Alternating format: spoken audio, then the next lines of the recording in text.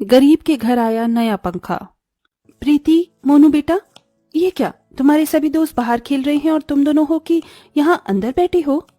नहीं माँ, हम लोग बाहर नहीं जाएंगे, बाहर बहुत ज्यादा गर्मी है।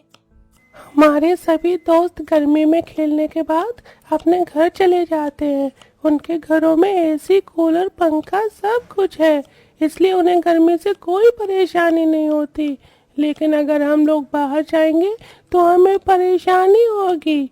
हमारे घर में तो एक पंखा भी नहीं है। दोनों बच्चों की बात सुन सब्जी काट रही योगिता और खाट पर बैठे अमरावती और महेश के चेहरे पर भी उदासी आ जाती है। बस योगिता, मेरा हो गया, और रोटी मत देना। हाँ बहू, मेरा भी हो गया, मुझे भी और रोटी नहीं चाहिए। ये क्या, आज आप दोनों का पेट सिर्फ एक रोटी में भर गया?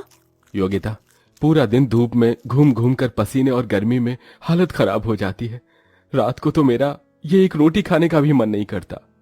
गर्मी से वैसे ही रात में बेचैनी होती है। अगर एक रोटी से ज्यादा खा लूंगा तो जो थोड़ी बहुत नींद आती है वो भी नहीं आएगी।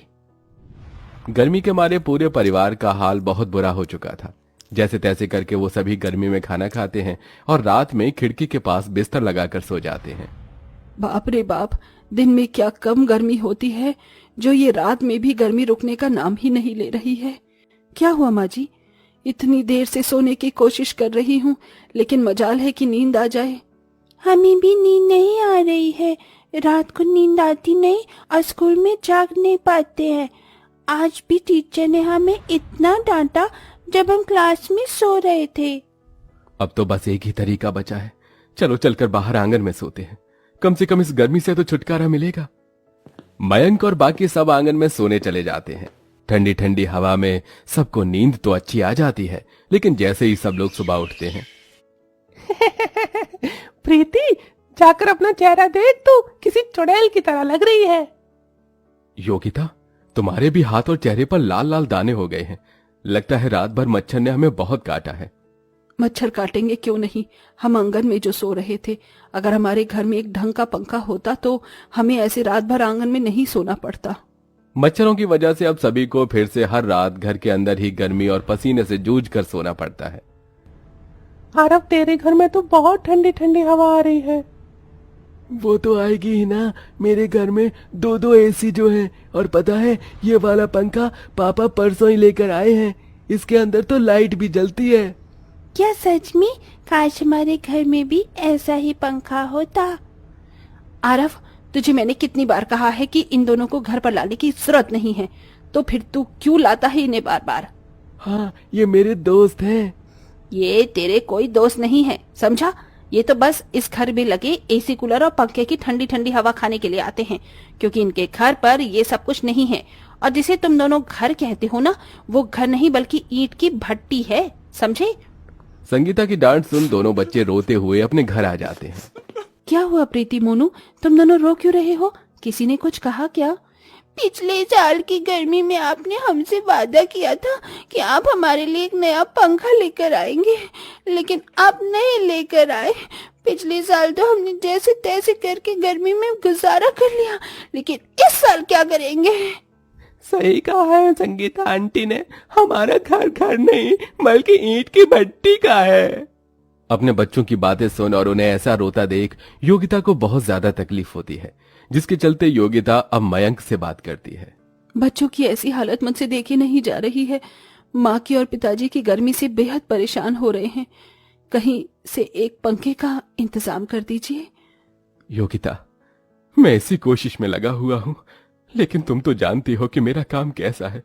दिन भर धूप में फल बेचकर मैं ज्यादा कमाई नहीं कर पाता हूँ, और पंखे की कीमत के बारे में तो तुम जानती ही हो। मयंक की बात सुन योगिता काफी उदास हो जाती है, और ऐसे ही कुछ दिन गुजर जाते हैं। अरे मीनाक्षी, तुम कैसी हो? इतने वक्त बाद तुमसे मिलना हो रहा है। मैं तो अच्छी हूँ, तुम कैसी हो? और तुम यहाँ क्या कर रही हो? मैं तो बस सब्जी लेने के लिए आई थी, मेरा घर पास में है, चलो ना, मैं तुम्हें अपने हाथ की चाय बनाकर पिलाती हूँ। मीनाक्षी जैसे ही योगिता के घर जाती है, ओह माय गॉड, कितनी गर्मी है यहाँ। तुम इतनी गर्मी में रह कैसे लेती हो? तुम्हारे घर में तो ढंग का एक पंखा भी नहीं है। कितनी गरीब हो तुम योगिता। ये लो, ये मेरे घर का पता है। अगर तुम्हें कभी भी पैसों की जरूरत हो तो मेरे घर आ जाना। मैं तुम्हें अपनी नौकरानी के काम पर रख लूंगी और अच्छी खासी सैलरी भी दे दूंगी। मीनाक्षी योगिता को अपने पैसे का घमंड दिखाते हुए उसकी गरीबी की बेइज्जती करते हुए वहां से चली जाती है। ऐसे ही कुछ दिन गुजर जाते हैं। गर्मी की वजह से प्रीति और मोनू की तबीयत अब इतनी ज्यादा खराब हो जाती है कि वो दोनों स्कूल में ही बेहोश हो जाते हैं। योगिता मयंक को जैसे ही बात पता चलती है तो वो भागे भागे उनके स्कूल जाते हैं। गर्मी की वजह से आपके दोनों बच्चों की तबीयत बहुत ज्यादा खराब है और आज तो वो दोनों बेहोश भी हो गए हैं। देखिए, आपको उनका खास ध्यान रखना पड़ेगा, वरना कल को उनकी तबीयत और बिगड़ सकती है। टीचर की बात सुन दोनों काफी ज्यादा डर जाते हैं। सुनिए, अब बहुत हो गया। मैं अब ये चीज और नहीं बर्दाश्त कर सकती। मैं कल से ही मीनाक्षी के घर जाऊंगी और नौकरानी का काम करूंगी। हम दोनों मिलकर पैसे कमाएंगे और पैसों को जोड़कर एक नया पंखा लेकर आएंगे। अब मैं और मेहनत करूंगा और हम दोनों पैसे जोड़कर पंखा लेकर आएंगे। मयंक अब दिन में 4-5 जगह पर जाकर कड़ी धूप में फल बेचना शुरू कर देता है। वहीं बेचारी योगिता अपनी ही सहेली के घर में नौकरानी बनकर काम करती है। अरे जरा ढंग से पोछा लगाओ, हाथों में क्या जान नहीं है तुम्हारी? हैरान रह गई ना मेरे इतने बड़े घर को देखकर। मेरे घर के हर एक कमरे में एसी, फैन सब कुछ है। तुम्हारे घर से बड़ा तो मेरा बाथरूम है। बेचारी गरीब कहेंगी, तुम्हारी तो हैसियत एक ढंग का पंखा खरीदने की भी नहीं है। मीनाक्षी के ताने सुनकर योगिता को गुस्सा तो बहुत आता था, लेकिन अपने परिवार की सूरत और हालत देख बेचारी योगिता कुछ नहीं कहती और मिलने वाले पैसों को जमा करती है। वहीं मयंक भी अब पैसों को जमा करने लग गया था और आखिरकार इतनी कड़ी मेहनत के बाद दोनों पति पत्नी एक नए पंखे के लिए पैसे जमा कर ही लेते हैं। मयंक उन पैसों को लेकर पंखा खरीदने के लिए शॉप पर जा रहा होता है कि तभी वो रास्ते में देखता है कि एक बाइक वाला छोटे से बच्चे को मारकर चला गया है और वो बच्चा खून में लथपथ होकर सड़क पर बैठा है। हे भगवान, इस बच्चे की हालत तो बहुत खराब है, इसे जल्दी से अस्पताल लेकर जाना होगा। मयंक उस बच्चे को नजदीकी अस्पताल में लेकर जाता है जहां वो उसका ट्रीटमेंट करवाता है और कड़ी मेहनत से पंखे के लिए जोड़े गए पैसों को बच्चे के ट्रीटमेंट में लगा देता है और खाली हाथ वापस घर आ जाता है। पापा, आप पंखा ले आए? कहाँ है हमारा पंखा?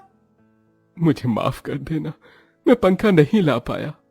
मयंक रोते हुए अपने पूरे परिवार को सब कुछ बताता है, जिसे सुन इसमें रोने वाली कौन सी बात है?